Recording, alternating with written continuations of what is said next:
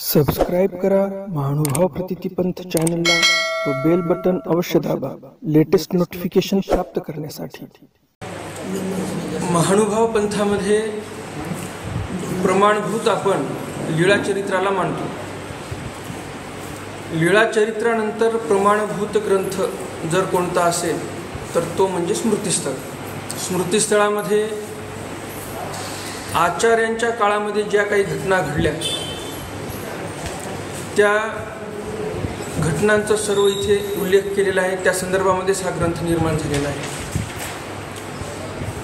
भट्टोबास असतील, कवीश्वरबास असतील, केशवबास असतील, दामोदर पंडित असतील, उपाध्यबास असतील, या सर्व विभूतींचं यामध्ये लेखन करण्यात आलेलं आहे। त्यांनी त्यांच्या जीवनामध्ये काय कार्य केलं, महानुभाव पंथ वाढवण्यासाठी, महानुभाव पंथाचा विचार समाजामध्ये रुजवण्यासाठी त्यांनी किती कार्य केलं हे सर्व या स्मृतिस्थळ ग्रंथामध्ये सांगितलेलं आहे। त्याचबरोबर महादायसा असतील किंवा उमाईसा या सर्वांनी पण धर्माचं रक्षण करण्यासाठी, धर्म वाढीसाठी काय मार्गदर्शक तत्व त्या काळामध्ये भट्ट मार्गासमोर ठेवलेले आहेत ते सर्व याच ग्रंथामध्ये सांगितलेलं आहे। तर आजच्या या ज्ञानसत्राची सुरुवात महादायसांनी ज्या आचार्यांच्या शिष्या होत्या त्यांना कसं धर्माचं निरूपण केलं, ते कसं त्यांनी सांगितलं, हे ज्या स्मृतीमध्ये सांगितलेलं आहे त्या स्मृतीपासून आज आपण या ज्ञानसत्राला सुरुवात करणार आहोत। स्मृतिस्थळामध्ये स्वामी गेल्यापासून ते आचार्यांच्या कैवल्यवासापर्यंत ज्या काही घडामोडी घडल्या त्या सर्वांचा उल्लेख इथं आलेला आहे। नाही नंतर उद्या ठेवू।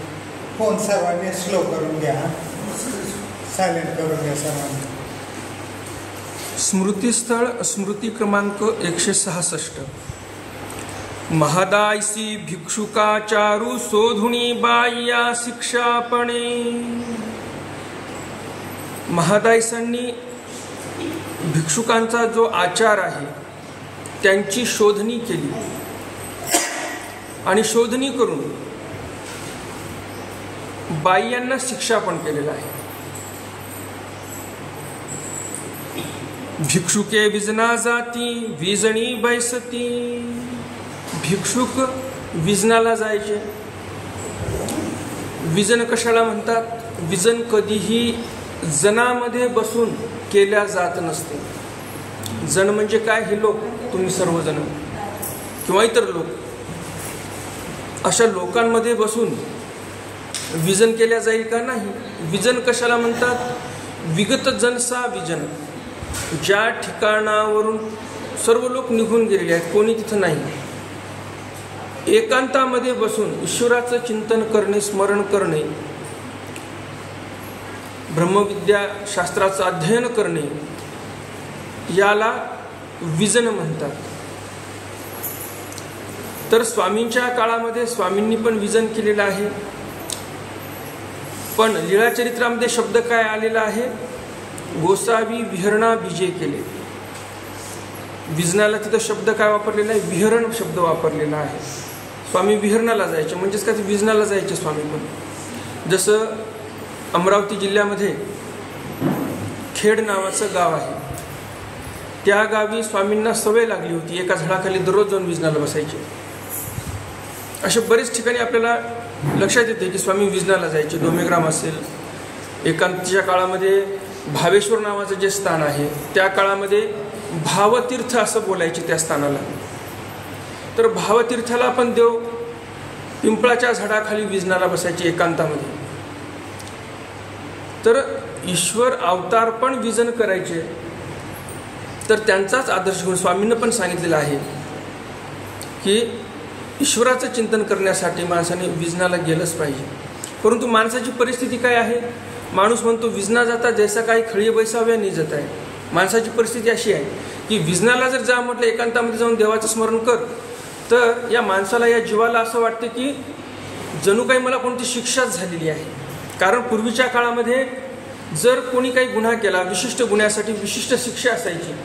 तर ती शिक्षा काय असायची, तर त्या व्यक्तीला स्मशानामध्ये जाऊन बसण्याची शिक्षा असायची. 2 दिवस 1 दिवस जे काही त्या शिक्षेचा कालावधी असेल तेवढ्या वेळासाठी खळीये म्हणजे काय, तर स्मशानामध्ये तिथं नेऊन बसवायचे लोक. आणि मग तो व्यक्ती ती शिक्षा भोगल्यानंतर तो गुन्हा कधीही करायचा नाही. पूर्वीच्या काळामध्ये असं असायचं. म्हणून देव म्हणतात की या जीवाची परिस्थिती अशी आहे की आम्ही जर सांगितलं विजनाला जाऊन बस, देवाचं स्मरण कर, तर या जीवाला असं वाटते की जणू काही स्मशानामध्ये बसवण्याची मला शिक्षा झालेली आहे काय. म्हणून स्वामींनी ते वचन उच्चारलेलं आहे भक्तजनांप्रती की विजना जाता जैसा काही खळीये बैसाव्याने जाता, अशी परिस्थिती या जीवाची आहे. पण जे ईश्वरासाठी खरंच अनुसरलेले आहेत ते विजन करतात. आणि आचार्यांच्या सन्निधानामध्ये जे साधू मंडळी होती ते काय करायचे, भिक्षुके विजना जाती, विजनाला जायचे, विजनी बैसती, विजनामध्ये बसायचे आणि ईश्वराचं ध्यान करायचे. आणि महादायसे जाऊनी अवघेयाची विजने शोधिती,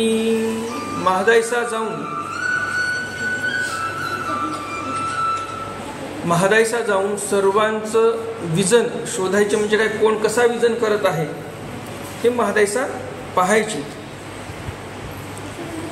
जो दादा जे बाई जेथ बैसली असती, तेथ तेथ तया चुकी सांगती.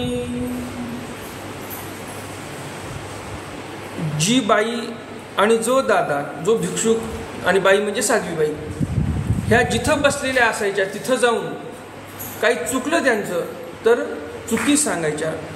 काही चुकलं म्हणजे काय, स्वामींनी सांगितलेलं आहे की काठी एकी तळी सुकोनी पाडी ऐसा एका, बरोबर की नाही. काठी एकी तळी बसून विजन केलं पाहिजे.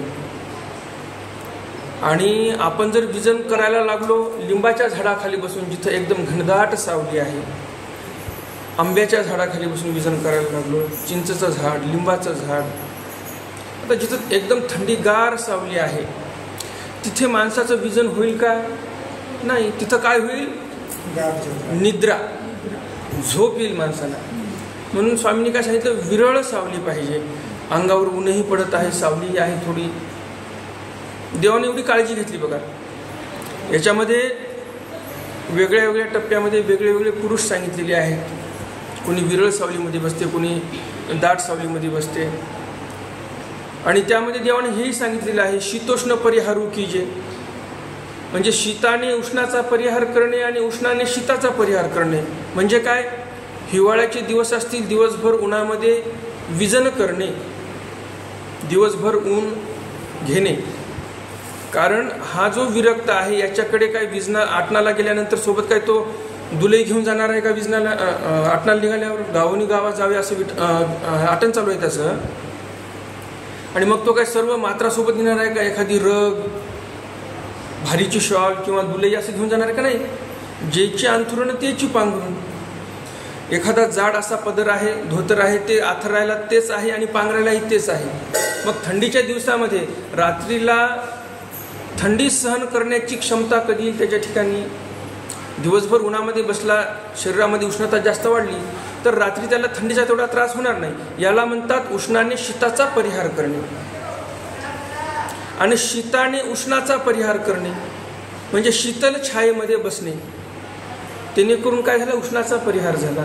तर स्वामींनी पण हे सांगितलेलं आहे की शीतोष्ण परिहार कीजे. पण इथे विजनामध्ये जर एखाद्याचं चुकलं काही, एकदम घनदाट सावलीमध्ये एखादा साधू विजनाला बसलेला आहे, बसल्या बसल्या त्याला झोप लागत आहे, अशा परिस्थितीमध्ये मग महादेशा जाऊन त्यांना सांगायच्या की हे विजन चुकलेलं आहे तुमचं. किंवा एखादा साधू, एखादी बाई आहे, एखादी बाई दररोज एकाच ठिकाणी जाऊन विजनाला बसत आहे, तर देवाने सांगितलेलं आहे एका स्थानाची सवय न व्हावी, एका झाडाची सवय न व्हावी, हे पण देवाने सांगितलेलं आहे. तर त्या साध्वी बाईला एका झाडाची सवय होऊ नये म्हणून मग महादायसा ते पाहून सांगायचे की बाई एका झाडाची सवय होऊ नये हे देवाने सांगितलेलं आहे, तरी तू 2-3 दिवस झाले एकाच झाडाखाली बसत आहे, तर ही चुकी आहे तुझ्या विजनामधले. तर ही चूक दूर झाली पाहिजे. हा जो विजनामधला दोष आहे हा दूर झाला पाहिजे. म्हणून महादायसा स्वतः विजन करायच्या, स्वतः आटणही करायच्या. आणि जर कोणी साधू, कोणी साध्वीबाई जर आटनामध्ये विजनामध्ये चुकत असेल, त्यांना तिथे जाऊन ते जे चुकी आहे ते लक्षात आणून द्यायच्या आणि त्या दोषापासून त्या साध्वीला, त्या साधूला दूर करायच्या. असं महादायसांचं कार्य असायचं. तेथतया चुकी एक सांगती म्हणजे चूक सांगायची की इथं तुझं चुकलं. सावधा करीती, सावध हो, असं महादायसा दादांना पण सांगायच्या आणि बाईंना पण सांगायच्या. एकमेकाचे सांगा तू शोधती, ऐसे नीच करिता एकुदी एकी बाया, विजन करुणी बिढारा आलिया. एकमेकाचे सांगा तू शोधती. सांगात एकमेकाचा दीर्घकाळ असू नये, कारण एकूण एकाची सवय होऊन जाईल. मग ते विजन राहिलं कोणीकडे, परंतु आटनामध्ये जर सांगाती सोबत नसेल तर त्याचं मन लागणार नाही देवा धर्मामध्ये. आपल्याला असते ना की बाबा आटनामध्ये की हा साधू सोबत असेल तर त्या साधूला पण छान वाटते, आटन विजन त्यांचं छान होते. ठीक आहे, एकदा दोनदा तुम्ही आटन केलं, 1-2 वर्ष, काही हरकत नाही. परंतु एकदम एकाची सवयही लागू नये की ती जर व्यक्ती पुन्हा जर काही कारणास्तव आटनाला आली नाही तर याचं आटनच पूर्ण होणार नाही, एवढा अस्वस्थ होऊन जाईल. हा एवढा एखाद्याची सवय लागू नये माणसाला, असं देव म्हणतात. आणि महादायसा पण तेच सांगतात की एकमेकाचा सांगातू शोधती, म्हणजे कोण कोणाच्या सांगाताने राहत आहे, किती काळापर्यंत आहे, त्याची त्याला सवय तर होणार नाही, पुढे चालून भविष्यामध्ये अडचण तर ठरणार नाही ह्या गोष्टीची. हे पण महादायसा लक्ष करायच्या, ध्यान द्यायच्या आणि सांगात पण पालटायला सांगायच्या. एके दिवशी बाया म्हणजे साध्वी बाया ज्या होत्या विजन करून बिढारावर गेल्या. मागिलाकडून महादायसे तेथ गेली. महादायसा पोहोचले त्यांच्या बिढारावर. तो तेथ कुहरियाची बिया आणि चिंध्या ऐसे पडिले असे. तिथे कुहरीच्या बिया आणि चिंध्या त्या त्यांच्या बिढारावर अस्तव्यस्त पडलेल्या होत्या. ते देखोनी महादायसासी नमणेची बिढारा आली आणि भटोबासा देखत या शिक्षा पिले. बाई दंडवत करुणी मानिले अंक. बिढार कसं होतं? अस्वच्छ बिढार होते. स्वच्छता जर असेल तर माणसाला पुढचे विधी स्फुरतात, नाहीतर अस्वच्छ जर परिसर असेल तर माणसाचं मन प्रसन्न राहत नाही. मन प्रसन्न असेल तरच पुढच्या क्रिया माणूस करू शकतो. कारण स्वामींनी सांगितलेलं आहे, प्रसन्नता ऐसा धर्म एकू ईश्वरीची आत. प्रसन्नता रूप मनोधर्म जसा तसा ईश्वराच्या ठिकाणीच घडतो. आणि प्रसन्नता जर आपल्या मनामध्ये नसेल तर मग आपण ईश्वराकडे अग्रेसर होऊ शकतो का? नाही. ईश्वराकडे अग्रेसर व्हायचं असेल तर ईश्वराच्या ठिकाणी असलेले गुण, जे काही धर्म आहेत ते पूर्णत्वाने जरी नसतील तरी अंशे आपल्या ठिकाणी असणे गरजेचं आहे. पूर्णत्वाने म्हणजे कसं?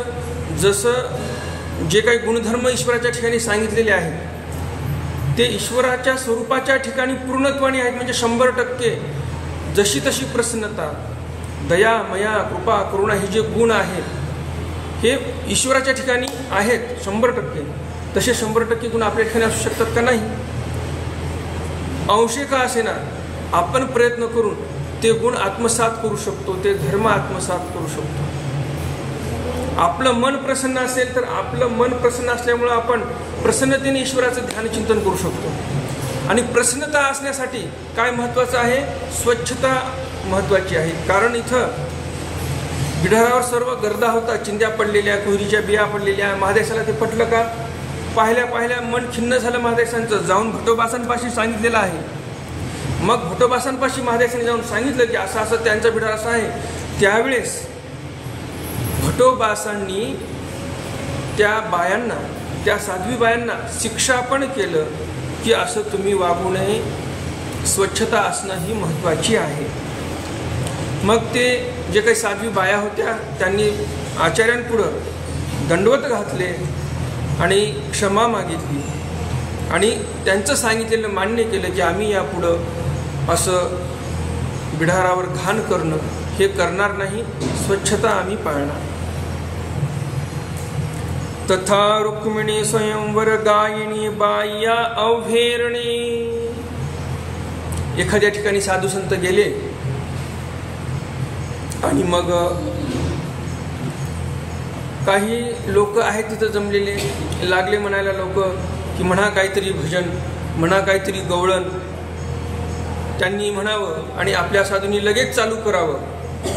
असं करावं का? त्या संदर्भामध्ये हे स्मृती आलेली आहे. महादा तथा रुक्मिणी स्वयंवर गायनी बाह्या अभ्यरणे.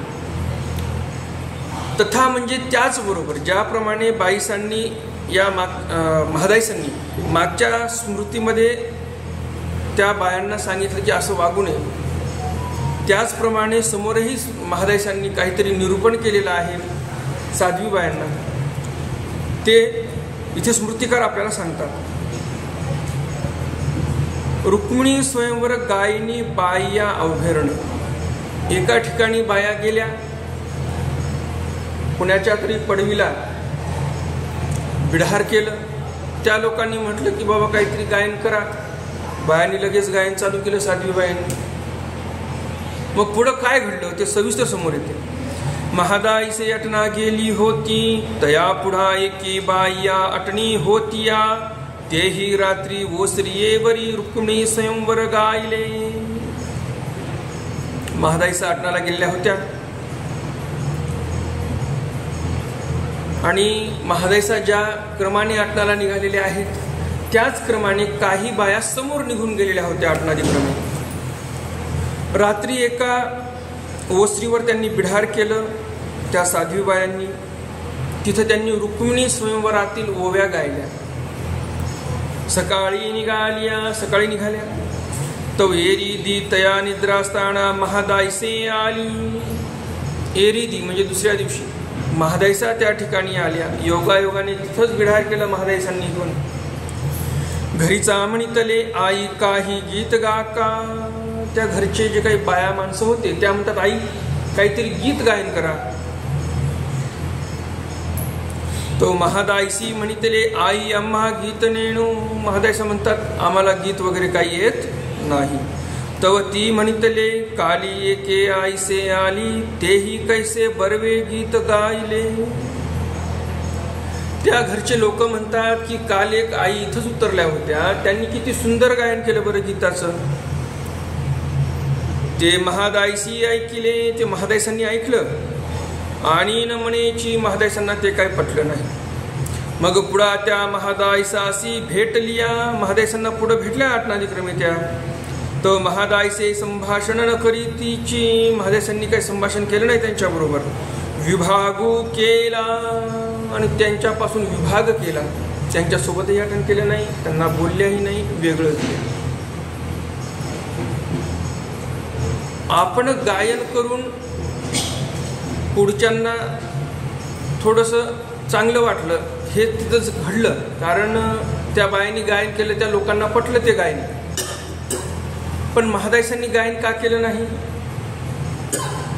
कारण दिवसभर चालून महादाईसा थकलेले आहेत. संध्याकाळी बिढारावर ईश्वराचं चिंतन करत करत झोपी जायचं. ते कुणीतरी काहीतरी असं मग म्हणायचं आणि आपण गायन करत बसायचं, त्याच्यामध्ये वेळ घालायचा. आणि एकदा गायन चालू झालं, माणसाला वेळ निघून गेली कळते का? जसं आपण बघतो भजन कीर्तनवाले लोक, त्यांना जर सांगितलं की बाबा म्हणा 15 मिनिटं भजन, तर ते 15 मिनिटात आटोपतात का? नाही. 1 घंटा त्यांना निघून गेलेलाही कळत नाही. तर मग आपण इथे त्या भजनाच्या कीर्तनाच्याच अधीन होऊन जाऊ. बरं, रात्री महादाईसांनी तिथं समजा गायन केलं असतं, ते लोक म्हटले असतील अजून एक म्हणा. मग एकाने म्हटलं, मग दुसरंही म्हटलं असतं की बाबा खूपच छान तुम्ही गायन करता, अजून एखादं आम्हाला गायन करून दाखवा. मग तुम्ही सांगा, रात्री जर गायन करत बसलं, पश्चातपरी त्या उठू शकतात का? पश्चातपरी स्वामींनी सांगितलं की उठून स्मरण करा. मग रात्री जर असं भजन करत बसले, महादाईसा किंवा त्या अगोदरच्या बाया होत्या त्यांनी रात्री भजन करत बसलेल्या होत्या, आता रात्री जर भजन करत बसले तर सकाळी लवकर उठणं होईल का? सकाळचा विधी होईल का? सकाळी उठून लगेच आटनाला निघणं होईल का? जरी सकाळी उठून तुम्ही मार्गक्रमण करणं चालू केलं तरी पण सकाळचा कोणता तरी विधी मागे राहून जाईल.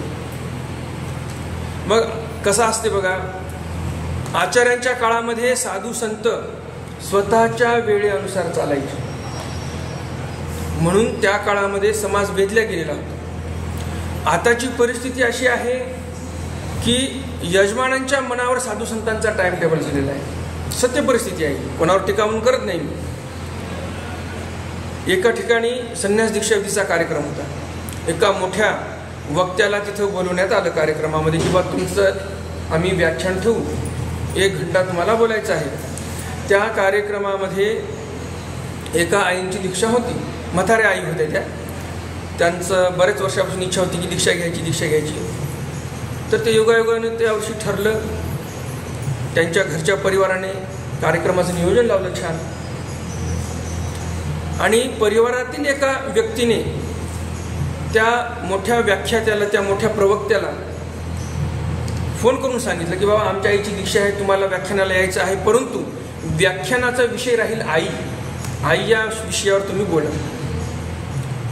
पुढचे जे एकदम प्रख्यात असे वक्ते होते त्यांनी मान्य केलं आणि कार्यक्रमाचा दिवस उजाडला. कार्यक्रम चालू झाला आणि स्टेजवर बसून त्या वक्त्याने आई या विषयावर फार सुंदर व्याख्यान केलं. 1 घंटा 1.5 घंटा व्याख्यान केलं. परिस्थिती अशी निर्माण झाली, त्या आजीबाईचे जे काही मुलं होते, मुली होत्या, त्या रडायला लागल्या की आई दीक्षा घेऊ नको. ममता संचरली आईची. मग सांगा, दीक्षेचा कार्यक्रम, तिथं मनामध्ये संन्यास निर्माण होईल असं व्याख्यान पाहिजे होतं की आईविषयी ममता उत्पन्न होईल असं व्याख्यान पाहिजे होतं. संन्यासाचा कार्यक्रम आहे ना, तर संन्यासाविषयीच पाहिजे होतं. पण यजमानांनी सांगितलं आईविषयी बोलायचं. आईची ममता तुटेल, मुलाबाळांमध्ये जी ममता आहे आईची ममता तुटली पाहिजे आणि मुलाबाळांची ममता आईमध्ये जी आहे ती ममता तुटली पाहिजे असं व्याख्यान पाहिजे होतं. परंतु यजमानांनी सांगितलं, वक्त्यांनी बोलले, शेवटी मुलं रडायला लागली की आईला दीक्षा घेऊ द्यायची नाही. मग आता याची परिणिती कशात झाली व्याख्यानाची? थोडा अडथळा निर्माण झाला की मुलं रडायला लागली. मुली तर रडतातच हो, मुलं पण रडायला लागली. मग आता तुम्ही सांगा, आपण आपलं क्षेत्र आपल्याला माहिती आहे, तर आपल्या क्षेत्रामध्ये कोण्या वेळेला काय बोलावं आपल्याला माहिती आहे. साधू संतांना त्यांनी स्वतःच्या नियमाप्रमाणे चालावं की यजमानांच्या नियमाप्रमाणे चालावं? आपल्या नियमाप्रमाणे आपण चालायला पाहिजे. यजमानांना समजत नाही तेवढं कोणत्या वेळेला काय बोलावं काही नाही. तर अशी परिस्थिती निर्माण झालेली आहे. इथं त्या घरचे लोक म्हटले म्हणा, महादेसा म्हटल्या का? गायन करा म्हटले ते लोक, महादेसा म्हटले नाही, आम्ही नाही करणार काय. आमचा विधी जो आहे त्यानुसार आम्ही चालणार, तुम्ही म्हटलं म्हणून आम्ही चालणार नाही. तर ज्यावेळेस आपण आपल्या तत्वानुसार चालत नाही, आपलं जीवन इतर कोणीतरी ठरवत असेल तर त्या जीवनाला तेवढासा अर्थ राहत नाही. तर महादेसांनी स्पष्ट नकार दिला आणि आम्ही ते गायन करणार नाही असं सांगितलं. पुढे चालून त्याच बाया महादेसांना भेटल्या, तुमचे पाय झाकून घ्या. पुढे चालून महादायसा त्या बायांना भेटल्या, परंतु त्यांना काही बोलल्या नाही, त्यांच्यासोबत आटणही केलं नाही, निघून गेल्या. म्हातारी धर्मरक्षणानुवादे भटी बाह्या शिक्षापणे. म्हातारी धर्मरक्षणानुवादे, म्हातारी म्हणजे कोण? महादायसा.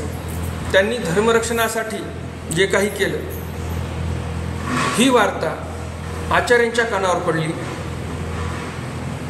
आणि त्यानंतर आचार्यांनी त्या बायांना शिक्षापण केलं.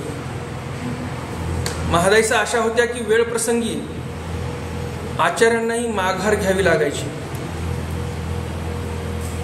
एवढं तत्वाला धरून महादायसांचं आचरण होतं. महादायसे तया बाह्या न भेटीची ऐसे भटोबासी ऐकिले. महादायसांनी भेटीचं विधान सारलं नाही त्या बायांबरोबर, असं आचार्यांनी ऐकलं. आणि तो कोणी म्हणते म्हातारी माझी अधर्मासी रक्षण गा. आणि तो शोणी मनामध्ये संतोष निर्माण झाला आचार्यांच्या ही वार्ता ऐकल्यानंतर की म्हातारी ही काय आहे, धर्मासी रक्षण गा, माझ्या धर्मासी रक्षण गा. माझा धर्म म्हणजे जो काही ईश्वराचा धर्म आहे, या ईश्वराच्या धर्माची रक्षण आहे असं आचार्य म्हणतात. आता या प्रसंगावरून आपल्याला काय लक्षात येते, आचार्यांनी एकट्यांनीच सर्व जबाबदारी घेऊन सर्व कामं मीच करतो म्हटलं, असं कधी झाले का नाही. असं करतो म्हटले असते तर ते यशस्वी ठरले असते का नाही. तर आचार्यांकडे संघटन कौशल्यही तसं जबरदस्त होतं. जे काही परिवार घडवला तो परिवार विचाराशी एकमत होता. आचार्यांच्या ईश्वरीय कार्याला त्यांनी वाहून घेतलं होतं हे आपल्याला त्यावरून लक्षात येते. फक्त महादेशाच होत्या का अशा, माहीमभट्टही तसेच होते, धर्माला धरून चालणारे. कोथळोबा असतील, लक्ष्मींद्र भट्ट असतील, जे काही शिष्यपरिवार होता, केशवबासासारखे, कैशोरबासासारखे, रामेश्वरबास, परशुरामबास, हे जेवढे काही होते धर्माला धरून होते. आणि जिथं कुठे धर्माला हानी पोहोचत आहे असं दिसलं तिथं ते उभं राहायचे आणि धर्माचं रक्षण करण्यासाठी सर्वस्व पणाला लावायचे. हे वैचारिक समानता असणे महत्त्वाचं आहे. वैचारिक समानता असेल तर कार्य पुढे चालते. नाहीतर गाडी एक आहे, त्याला 2 चाकं आहेत, परंतु एक चाक म्हणते पुढं जायचं, एक चाक म्हणते मागं जायचं, असं जर असलं चालेल का, नाही चालणार. आपला धर्मही वाढणार नाही आणि एकजूट पण वाढणार नाही. आपण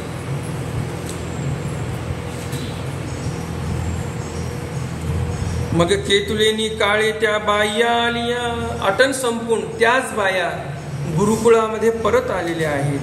त्या भटोबासी शिक्षा पिलिया, आचार्यांनी त्यांना शिक्षा पण केलेलं आहे की पुन्हा असं वागायचं नाही. कोणी तुम्हाला म्हणेल भजन करा, कीर्तन करा, कुठे बसले आणि चालू केलं तर असं करायचं नाही.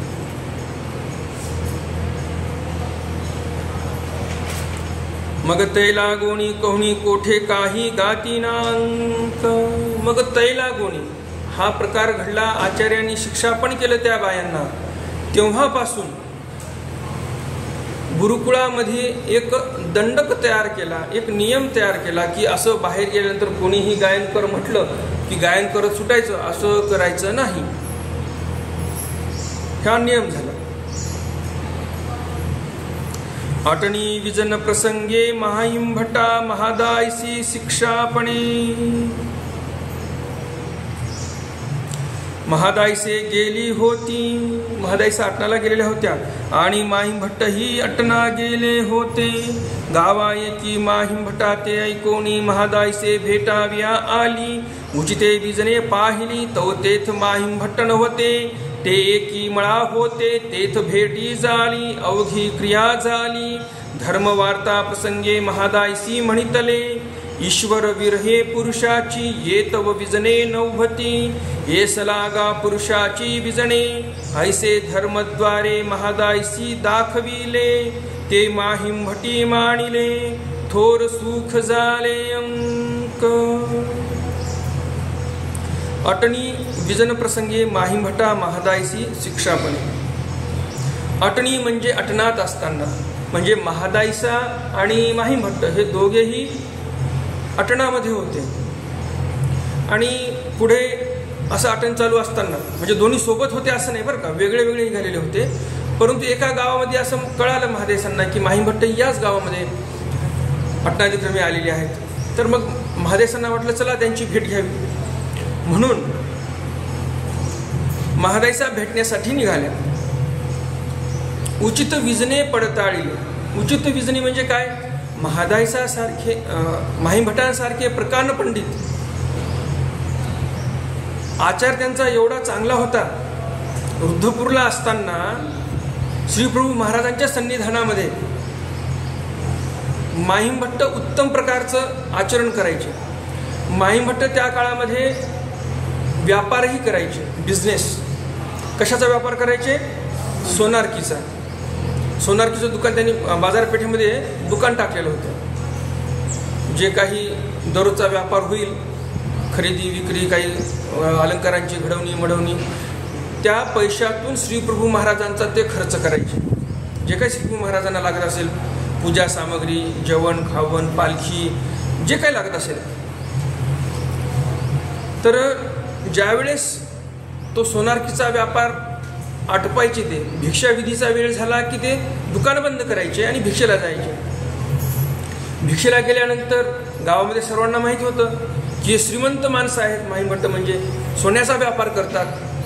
मग लोकांना काय वाटायचं, हे खरंच भिक्षा मागून खात असतील का? नाही, यांची भिक्षा श्री प्रभू महाराजांच्या गायीसाठीच असेल, फक्त श्री प्रभू महाराजांची गाय खात असेल ही भिक्षा नेलेली. म्हणून लोक काय करायचे, विटकं चिटकं आंबलेलं खराब झालेलं अन्न भिक्षेमध्ये वाढायचे, निरसं विरसं अन्न. आणि ती भिक्षा घेऊन माहीमभट्ट, रुद्रपूरला सर्वजण गेले असतात तुम्ही, जे महाद्वार आहे, महाद्वाराच्या मागे जो आवार आहे तिथे एक विहीर आहे, त्या विहिरीपाशी बसून माहीमभट्ट तिथे जेवण करायचे. विटकं चिटकं जे काही असेल ते जेवण करायचे. आणि एवढा श्रेष्ठ आचार त्यांचा होता. विटकं चिटकं आलं म्हणून ते टाकून देत नव्हते. जाऊ द्या बाबा, गाय खाईल, आपण काहीतरी दुसरं खाऊ, आपल्याकडे काय पैशाची कमी आहे का, चला आपण बाजारपेठेमधून काही खरेदी करू.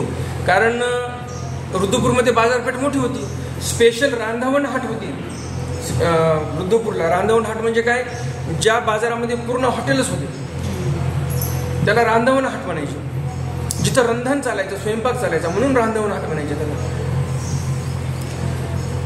तर श्रीप्रभू महाराजांच्या सन्निधानामध्ये एवढं श्रेष्ठ आचार करणारी व्यक्ती, तर मग त्यांचं विजनस्थळ कसं असेल? कुठंतरी काट्याचं झाड आहे, बारीक झाड, त्याच्या खाली बसून विजन करत आहेत. काय दाट झाड म्हणजे दाट सावली नाही, दाट घनदाट झाडी आहे, तिथं एकदम दाट सावलीमध्ये विजनाला बसले, असं तर काही विजन नसेल त्यांचं. हे महादेशाच्या मनामध्ये होतं. आणि म्हणून महादेशांनी काय केलं की उचिते विजने पाहिली. उचित विजन माहीमठासाठी कोणतं उचित विजन होतं? असं पातळ झाड, जिथं पातळ सावली, काठी आहे कुठंतरी, तिथं जाऊन बसलेले आहेत माहीमठ विजनाला, असे विजन पाहिले. कारण महादेशाला वाटलं अशाच ठिकाणी माहीमठ भेटतील आपल्याला.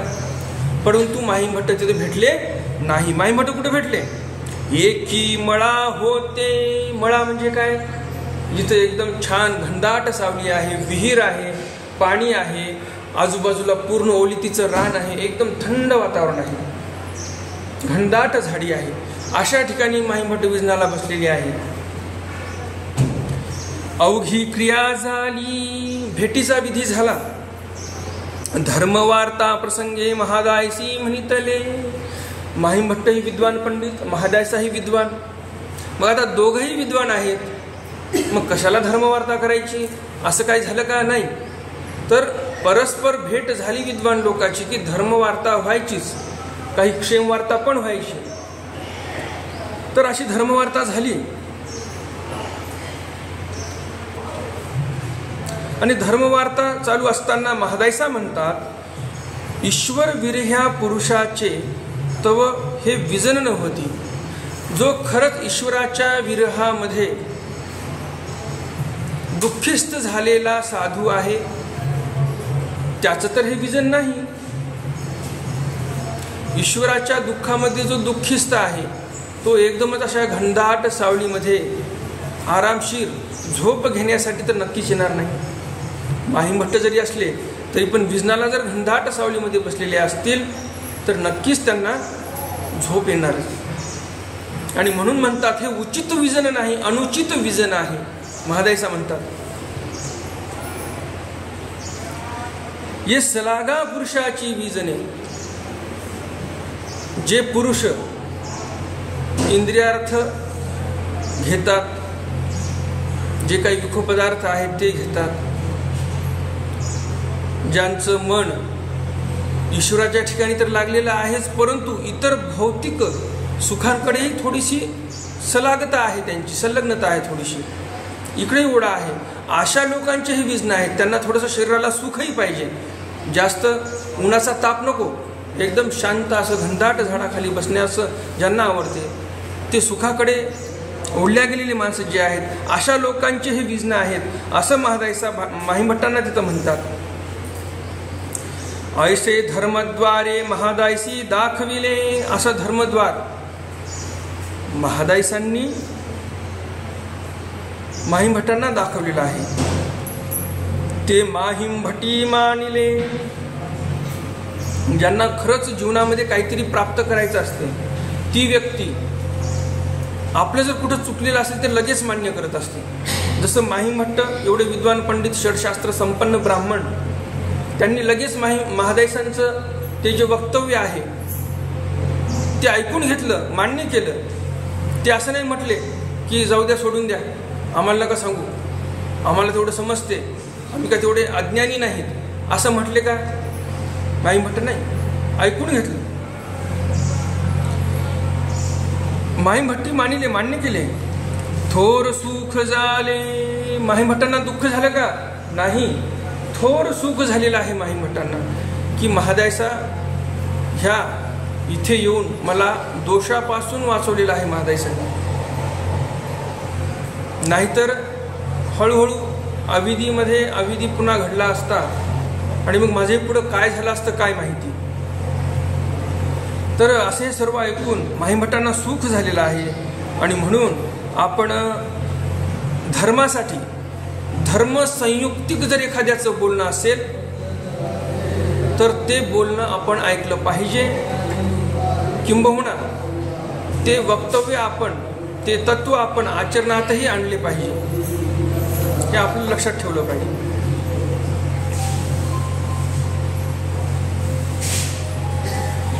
गळित फळानुवादू माहीमभट्ट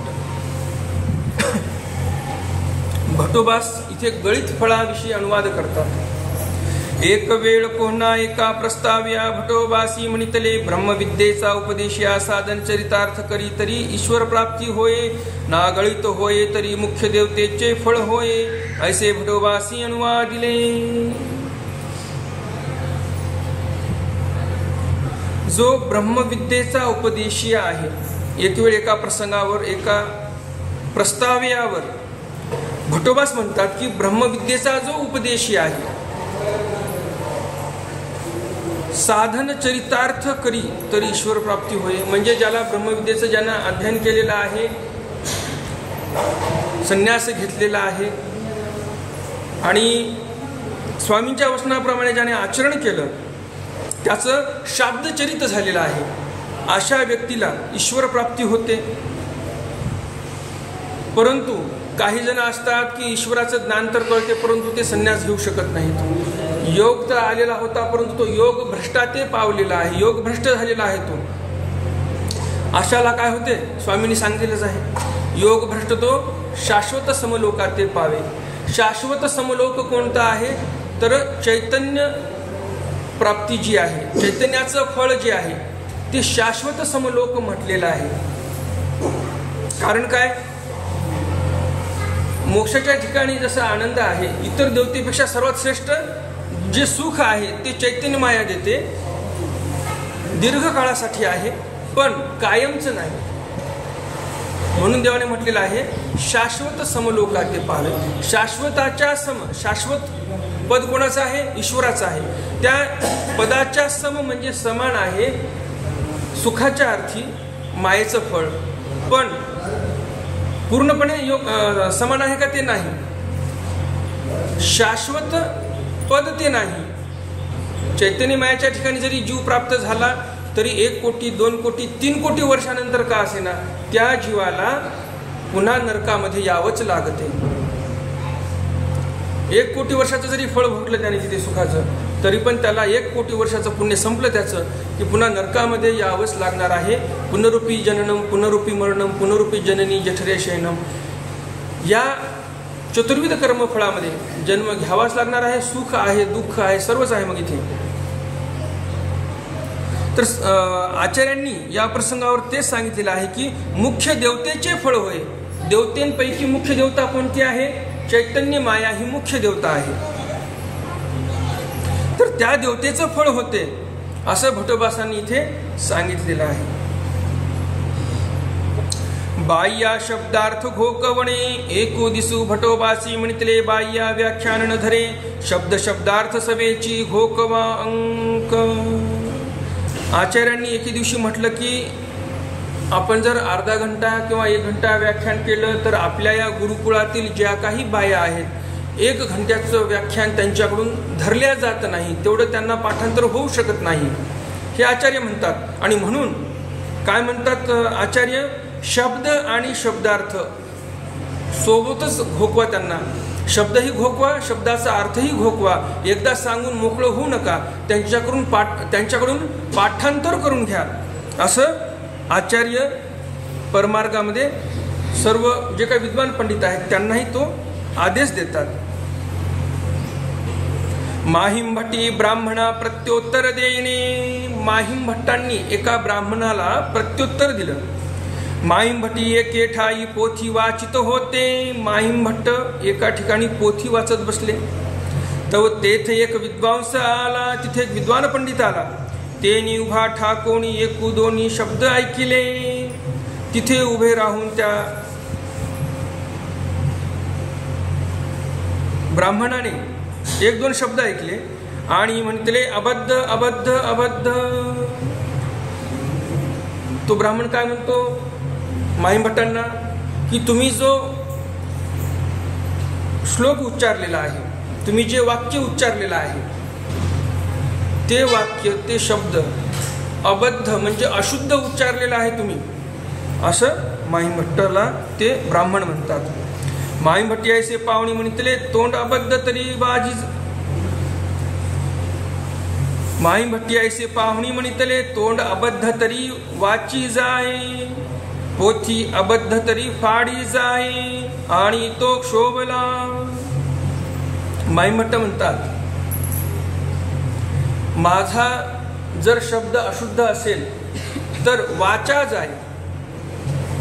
माझी जी वाचा आहे ते वाचा जावं माझी, जर मी अशुद्ध बोललो असेल तर.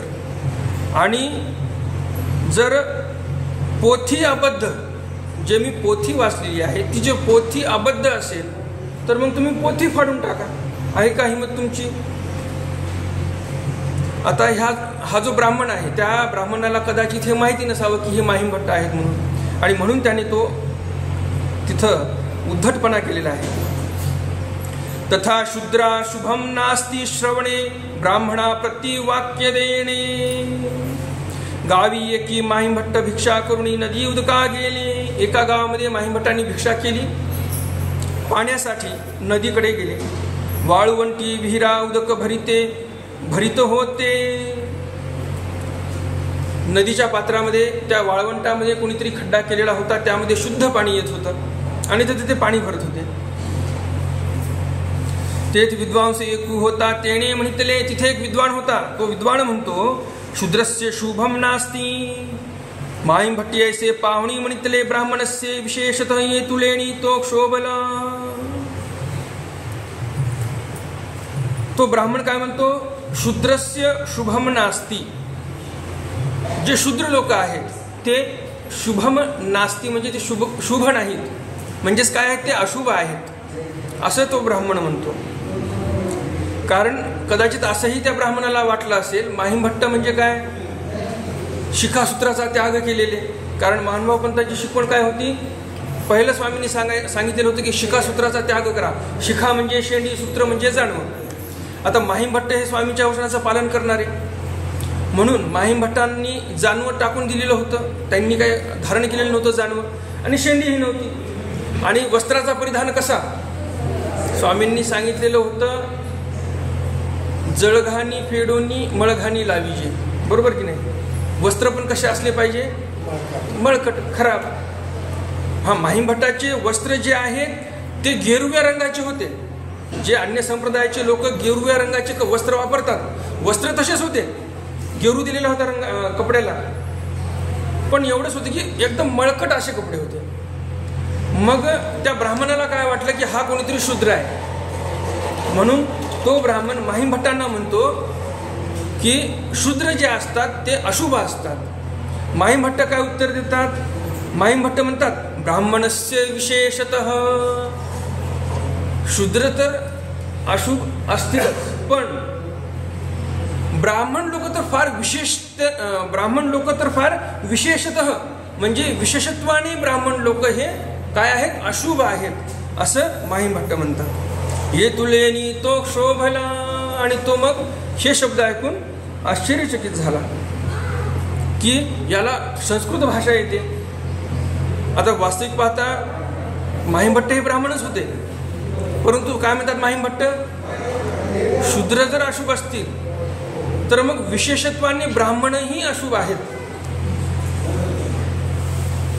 म्हणजे 800 वर्षापूर्वी हे वाक्य उच्चारणं हे फार मोठी गोष्ट आहे. 800 वर्षापूर्वीचा काळ फार अवघड होता. त्या काळामध्ये माहीमभट्टासारख्या विद्वान पंडितांनी शिकासूत्राचा त्याग करावा आणि ब्राह्मण हे विशेषत्वाने अशुभ आहेत म्हणावं, हे फार मोठी गोष्ट आहे. आपल्याला आता बसून आपण ऐकत आहोत, आपल्याला काय वाटत नाही, काय नाही, सहज बोलले संपल्या विषय, असं नाही. त्या काळामध्ये अवघड गोष्ट होती ती.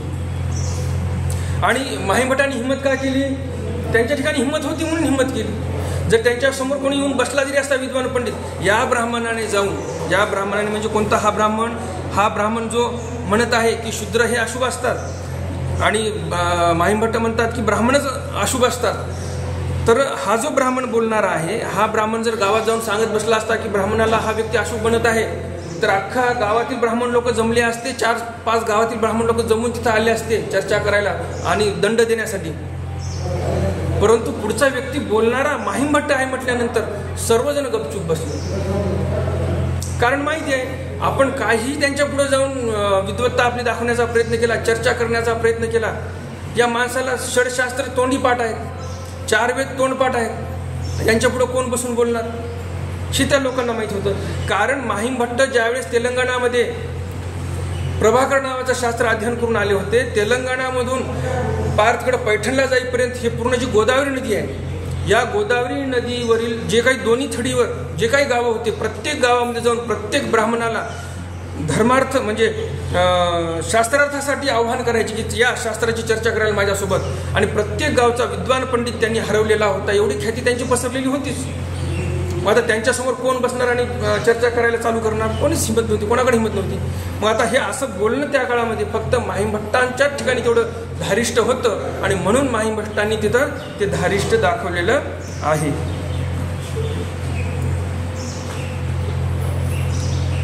माहीमभट्टी रुक्मिणी स्वयंवर करणे, एकू दिसू माहीमभट्ट लक्ष्मींदर भट्टी महादायसा ते म्हणितले.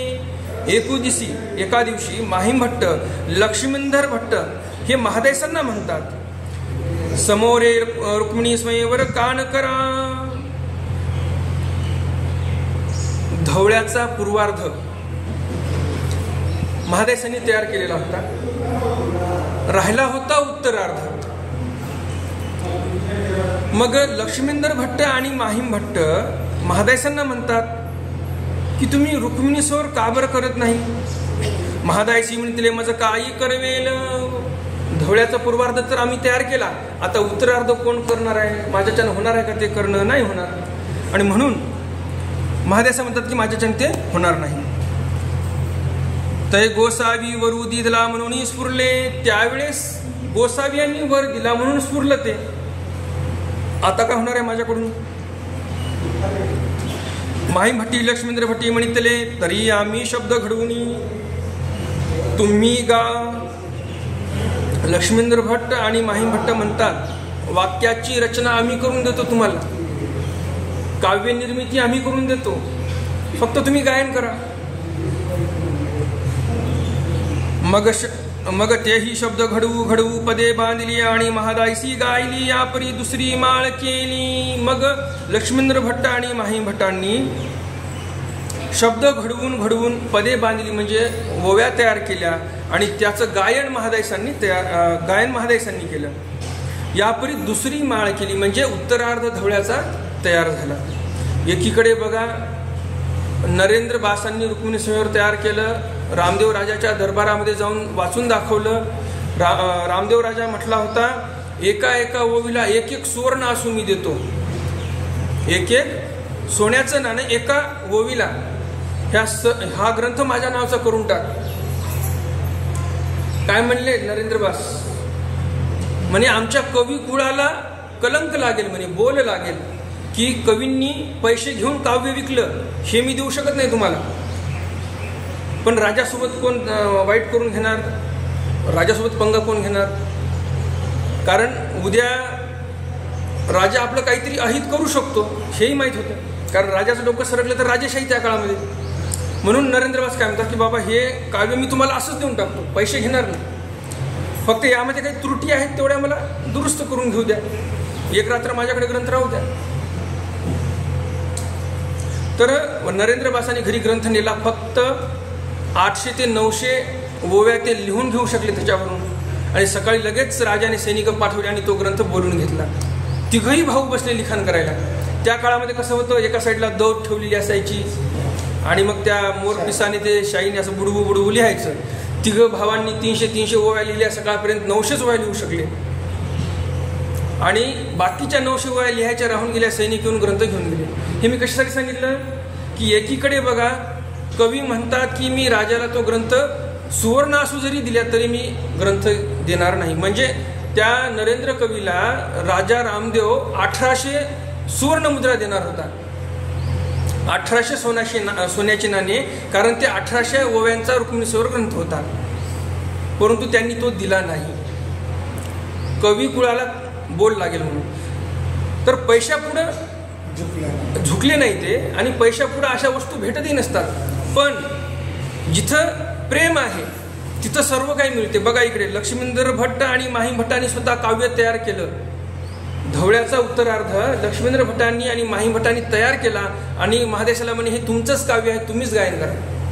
आणि आता पण महानुभाव पंथामध्ये महादंबेचे धवळे नावाने तो ग्रंथ प्रसिद्ध आहे आणि महादेशाच्याच नावाने तो ग्रंथ उल्लेख केला जातो की महादेशानेच तो ग्रंथ तयार केला.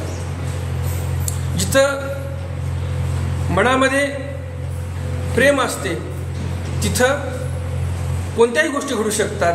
जिथं आपण पैशाचा अहंकार दाखवला तिथं त्या गोष्टी घडू शकत नाहीत. महादेशांना इथे ग्रंथ त्यांच्यातर्फे त्यांनी भेट केला. लक्ष्मींद्र भट्ट पण फार विद्वान माणसं आणि माहीम भट्ट पण, तर यांनी दोघांनी मिळून तो ग्रंथ तयार करून त्यांना देऊन टाकलेला आहे. परंतु नरेंद्रबास म्हटले आम्ही देणार नाही, राजाने मागितला तरी दिला नाही त्यांनी. महादायसा प्रश्ने जेची गती बायसा तेची असं निधानीची म्हणणे. महादेशांनी प्रश्न केला आचार्यांना, त्या प्रश्नावर आचार्यांनी उत्तर दिलं. एकू दिसू महादायसी वैराग्य निष्ठता देखोनी भटोबासा ते म्हणितले. एके दिवशी महादायसांनी वैराग्य निष्ठता पाहिली गुरुकुळाची आणि भटोबासांना म्हणतात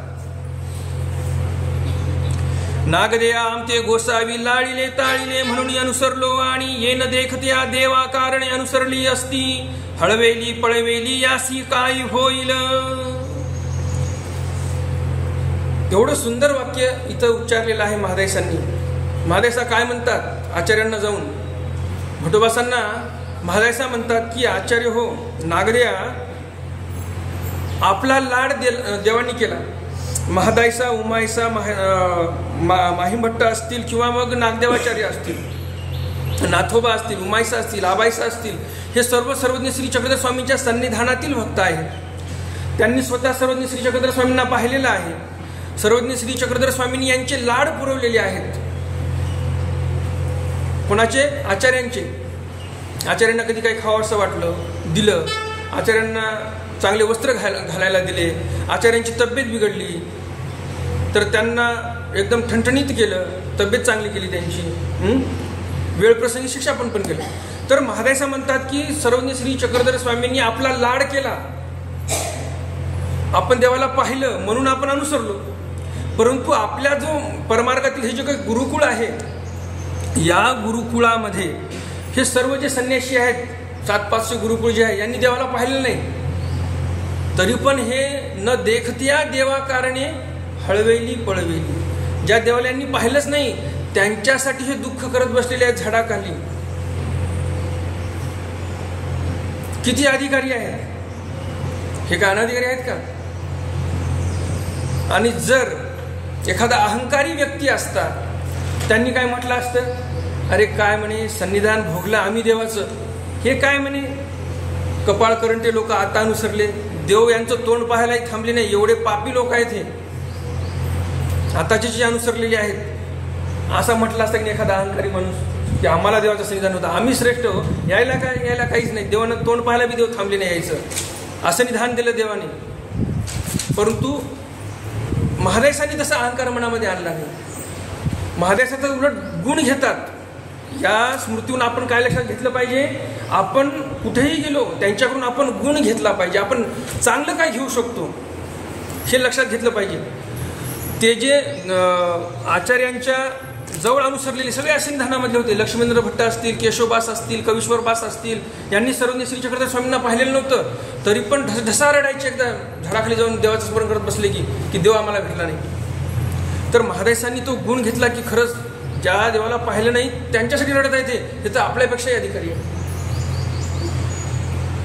आणि म्हणून एक प्रश्न करतात फक्त महादेशा की यांना काय होईल बरं आचार्यांना. तर यावर आचार्य काय म्हणतात, भटोबासी म्हणितले रूपे जेची गती बाईसासी होईल तेची यासी होईल.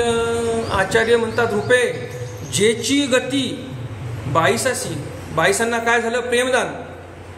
बाईसांनी ईश्वराच्या विरहामध्ये काय केलं, देहाचा त्याग केला, नदीमध्ये उडी मारली, स्वतःचं देह संपवलं, जीवन संपवलं स्वतःचं. पुढं काय झालं, त्यांना पुन्हा ते पुनःसंबंधी जन्मले आणि त्यांना तिथं चौकळकीचं प्रेम प्राप्त झालं आणि पुढे ते ईश्वर प्राप्तीला गेल्या. तर काय म्हणतात आचार्य, असनिधानी जरी आपण असलो, संन्यास घेतला, देवाच्या वचनाचं पालन केलं आणि जर आपण झाडाखाली विजन करत असताना जर ईश्वराकारणे आपण रडत बसलो, तर आचार्य म्हणतात की जेची गती बाईसाची त्याची गती असे. जे गती बाईसाला म्हणजे ईश्वराचं प्रेम बाईसांना मिळालं, त्याच्या असनिधानीमध्ये जरी पुरुष असले, हे असनिधानामध्ये जन्मलेले जे पुरुष आहेत त्यांना पण तेच ईश्वर प्राप्ती होणार, त्यांना काय वेगळी होणार नाही. किंवा त्यांनी नंतर अनुसरण घेतलं, त्यांना देवाचं सन्निधान भेटलं नाही म्हणून त्यांना काहीतरी वेगळं होईल असं काही नाही. मग आता इथं काय आपल्याला लक्षात येते, देव आपल्याला आताही मिळू शकतात, फक्त आपण कसं धर्माचरण करतो यावर ते अवलंबून आहे. आपण जर रडत पडत देवाचं स्मरण करत आपण जीवन कंठवलं, आपण आपला जन्म क्षेपला तसा, तर आपल्याला ईश्वर प्राप्ती होते.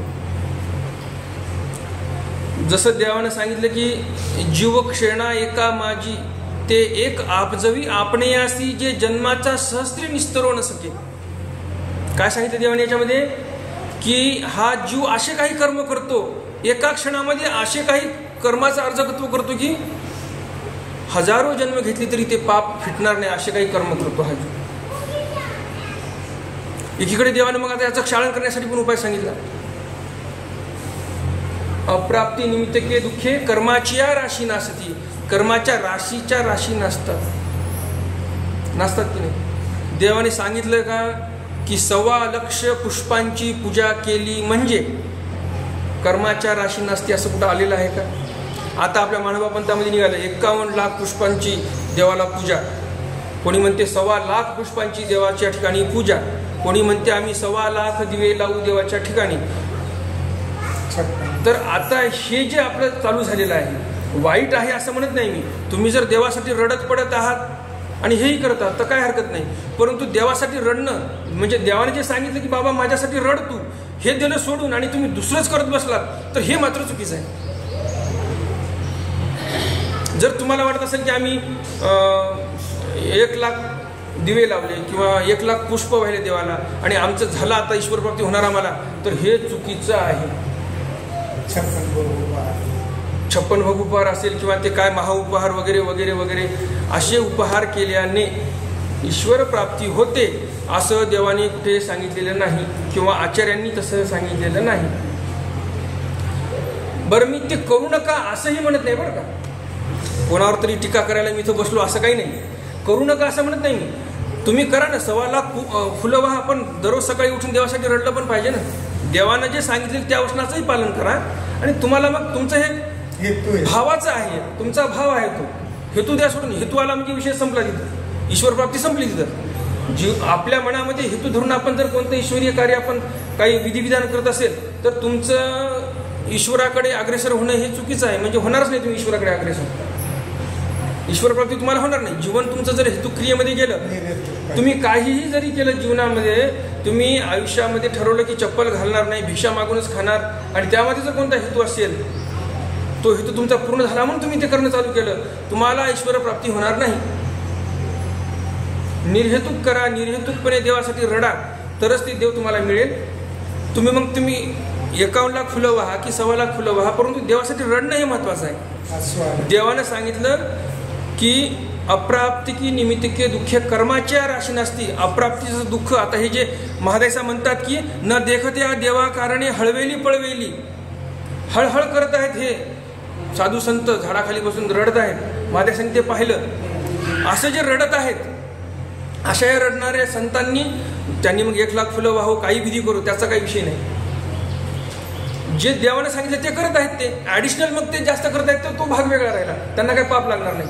परंतु जे मेन मुद्दा जो आहे तो मुद्दा आपण सोडून जाता कामा नाही, एवढंच सांगायचं मला.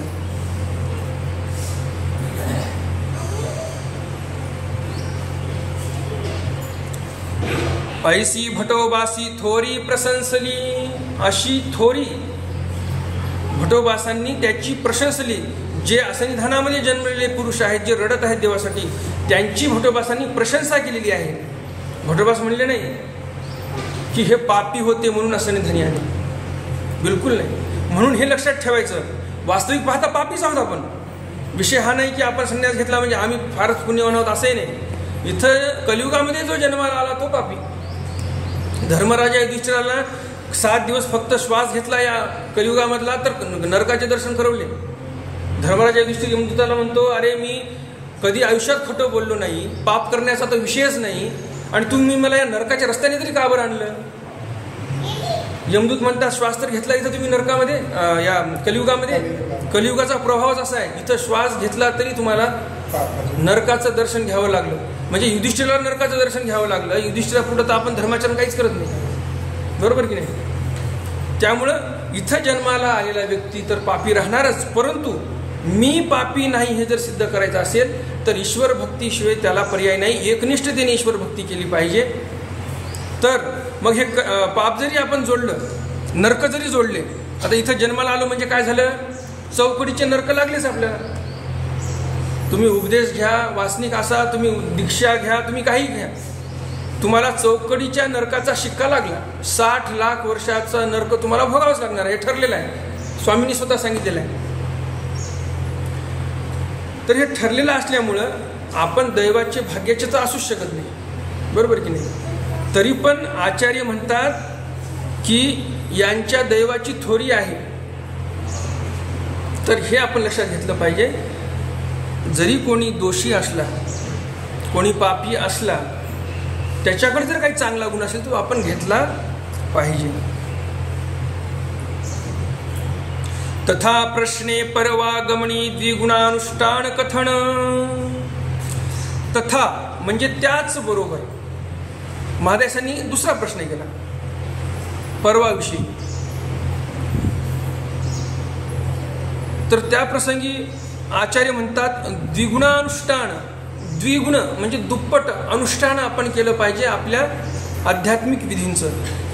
एक वेळ परवाचा दिसी महादायसी भटोबासा ते पुसिले हंगा नागदया परवा आलिया काही करावे. काहीतरी पर्व होतं.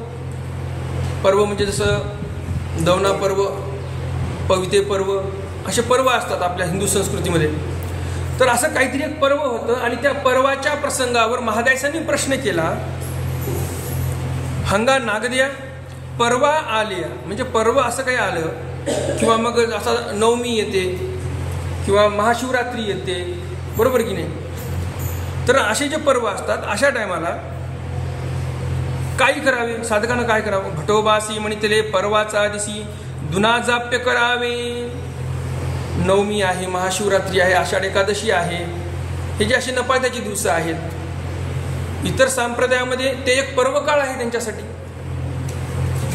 तर अशा प्रसंगामध्ये आचार्य म्हणतात आपल्याला इथे की दुना जाप्य करावा, दुप्पट जाप आपण केला पाहिजे. आपण जर दररोज 50 गाठा करत असू, 50च्या दुप्पट म्हणजे 100 गाठ्या आपण केल्या पाहिजे. धुनी प्रसाद सेवा करावी, प्रसाद सेवा जास्त केली पाहिजे.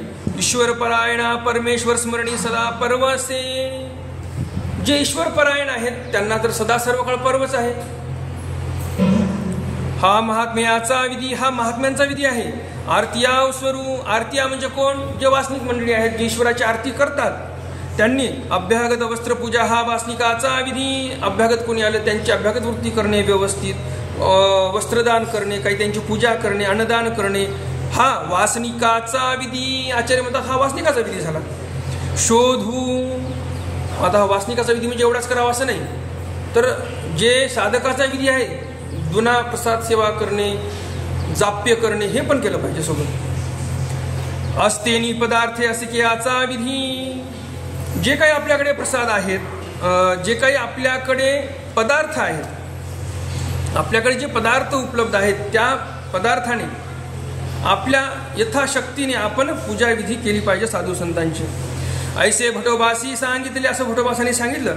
ते महादायसी नमस्करुणी मानिले, महादायसीने ते नमस्कार करून मान्य केलं. नवगावी महादायसा भेटी, दिवस संख्या विधाने कोथळे नसी विधान सांगणे. कोथळोबा यांचा उल्लेख या स्मृतीमध्ये आलेला आहे. कोथळोबा हे एक असं व्यक्तिमत्व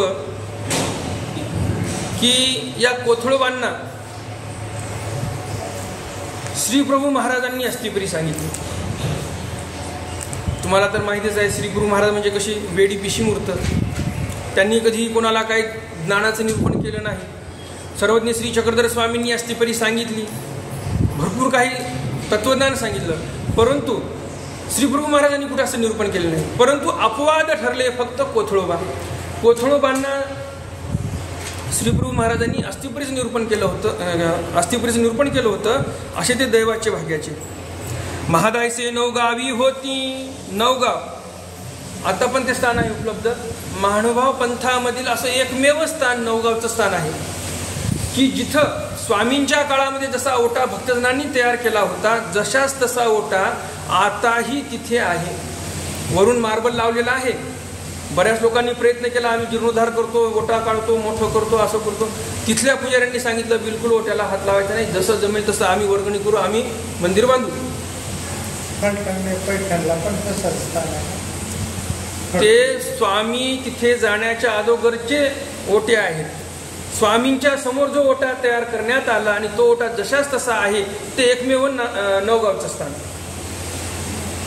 तर तिथं आताही त्या मार्बलच्या आतमध्ये भक्तजनांनी त्या काळामध्ये स्वामींसाठी जसा ओटा तयार केला होता तसाच ओटा आताही आतमध्ये आहे. तर नवगावला होते कोथळोबा. महादायसे नवगावी होती. महादायसा नवगावला होत्या. एको दिसी भटोबास निंबाहुनी महादायसासी भेटाव्या आले. नवगावी महादायसा भेटी. महादायसा ह्या नवगावला होत्या, कोथळोबा नव्हते.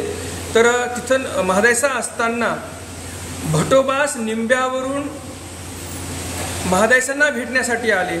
भेट झाली. 12 दिवस भेटीचे विधान झाले. तव कोथळोबास अभ्यागत आले. भेटी झाली. स्वामींनी काय सांगितलं? 7-5 दिवस एकत्र अशी जे मग आपणाला जावं लागी, आचारस्थळामध्ये सांगितलेलं आहे. तर 7-5 दिवस सांगितलं. 7 आणि 5 किती झाले? 12 दिवस. मग 12 दिवसाचं विधान इथं झालं. म्हणजे 12 दिवस महादायसा आणि भटोबास हे तिथं नवगावला होते. आणि नंतर तिथं कोथळोबा पोहोचले. श्रमनिवृत्ती झाली. मग भोजनाचा अवसरी भटोबासी म्हणितले रूपे माझी ये भेटीचे दिवस झाले. आता तुम्हा कोथळणीसी विधान. जेवण वगैरे झालं. भटोबास म्हणतात रूपे भेटीचं विधान 12 दिवसाचं झालेलं आहे. आता कोथळोबास इथं आलेले आहेत. आता भेटीचं विधान यांच्यासोबत आहे. तो कोथळोबासी म्हणितले भटो भेटीचे दिवस किती? कोथळोबा आचार्यांना विचारतात, भटो भेटीचं जे विधान आहे ते किती दिवसाचं आहे? भटोबासी म्हणितले 12 दिवस. भटोबास म्हणतात 12 दिवस. हा पाठ म्हणजे पाठार्थ झाला. हा पाठ झाला. 18 दिवस हा अर्थ, 18 दिवस त्या पाठाचा अर्थ झाला. म्हणजे कोथळबांचं म्हणणं होतं की 18 दिवसही आपण थांबू शकतो का जाईल. दोष न निफजत, जोपर्यंत मनामध्ये कोणाचा विषयी कोणाच्या मनामध्ये दोष येत नाही तोपर्यंत राहू शकतो. अपूर्वची साधेत वसावे हा सिद्धांत. आणि सिद्धांत काय, जोपर्यंत आपल्याला अपूर्व साधत नाही तोपर्यंत असावं. म्हणजे एखादा व्यक्ती आहे, त्यांना काही ब्रह्मविद्येचं अध्ययन करायचं आहे, ब्रह्मविद्येतील काही विशिष्ट एका प्रकरणाचं अध्ययन करायचं आहे आणि ते प्रकरण थोडं मोठं आहे. मग आता 12 दिवसामध्ये ते अध्ययन होणार आहे का, किंवा 18 दिवसामध्ये ते अध्ययन होणार आहे का, नाही. म्हणून जे काही ब्रह्मविद्येच्या ज्या प्रकरणाचं अध्ययन करण्यासाठी जो काही कालावधी लागणार आहे तिथपर्यंत तुम्ही राहू शकता, असंही पाठभेदानुसार सांगितलेलं आहे. मग महादायसी कोथळोबासाची एकत्र खाणपान केले. महादायसा आणि कोथळोबा त्यांनी एकत्र भिक्षा मागून खाणपान केलं, वस्त्र पालटले. मग भटोबास निंबेयासी आले अंक. आणि मग भटोबास निंब्याला परत आलेले आहेत. तर त्या काळामध्ये वस्त्र बघा कोणी पालटलं, महादायसांनी पालटलं कोथळोबांसोबत. म्हणजे कसे असतील प्रावरण त्यांचे, मोकळे वस्त्रासारखे, कोणी कोणाचं वापरू शकतात असे प्रावरण असू शकतात. तर आपलं आजचं ज्ञानसूत्र इथे संपले. धन्यवाद.